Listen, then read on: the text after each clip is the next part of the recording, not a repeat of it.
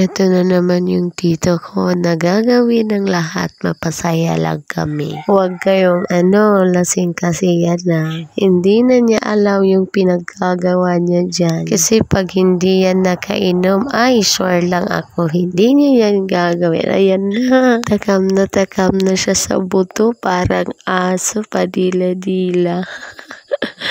Yung isang kainuman niya, sabi niya pagalaw-galawin niyo daw yung buto. Parang yung naglalaro, kaya ayan.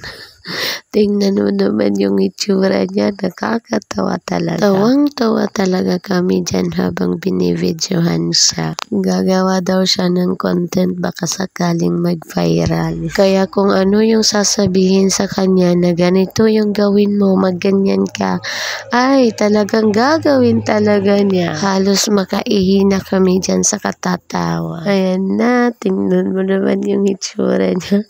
Parang takam na takam. Hinawakan pa niya. Tapos sabi ko, wag mong hawakan. Ilagay mo yung kamay mo sa likod. Oh, hanggang dito lang po muna. Hanggang sa next video.